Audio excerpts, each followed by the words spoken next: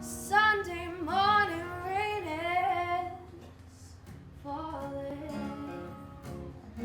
Steal some cover shares. Hi, Therese here from FOL Promotions, and I'm here with the lovely Kate McKay. Kate, how you going? I'm well, thank you. How are you? Not too bad. Right. So for people who don't know you, tell me a little bit about yourself and the kind of music that you play. I'm a 20-year-old soloist. I've just moved to Toowoomba from Harvey Bay a few months ago. At the moment I'm just playing around at a few pubs, and I'll be doing the first set of Where's Your Head At? When did you first realise that this is something that you wanted to do? Professionally. Yeah. Yes. Or just develop the love of music?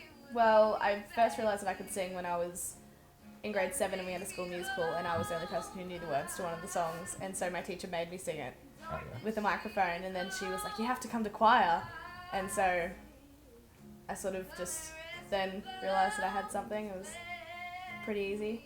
And then I taught myself guitar when I was 15, so yeah, just ever since then I've been doing that. I started playing at pubs when I was 17, and then, you know, just gigs here and there. What was that atmosphere like being a 17-year-old performing for people who are probably a lot older than you? It was kind of boring in a sense.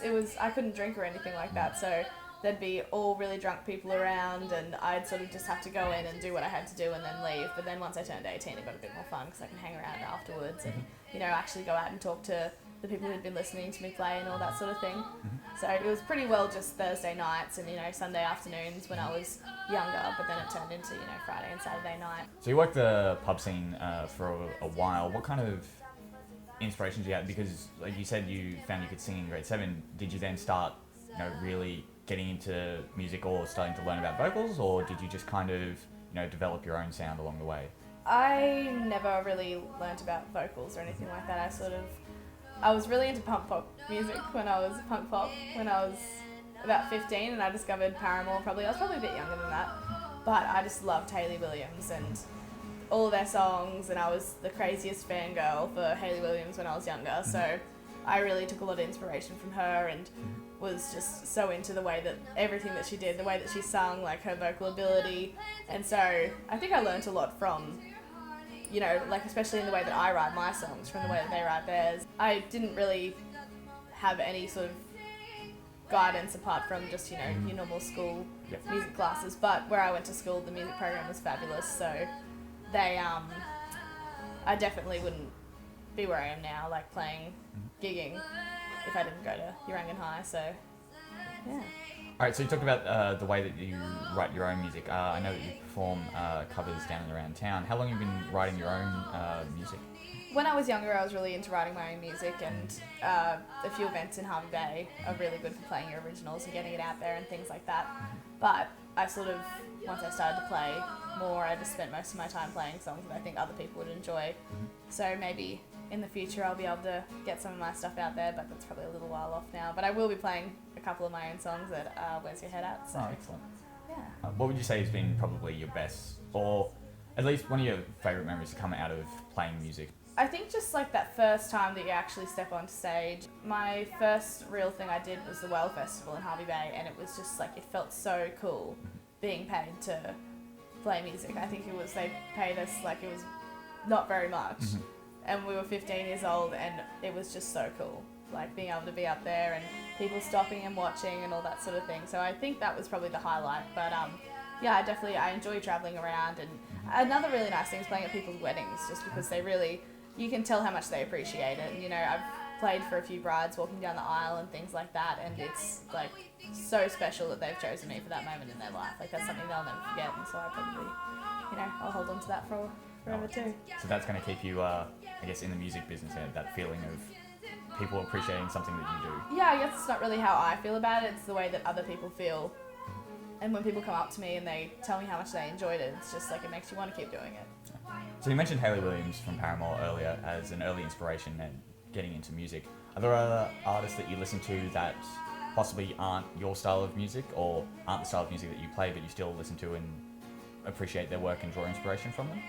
Yeah, I listen to a very wide range of music, so probably the main one who I first think of, who I've always loved, is Ronnie Radke from Escape the Faith and Fully in Reverse. Yep.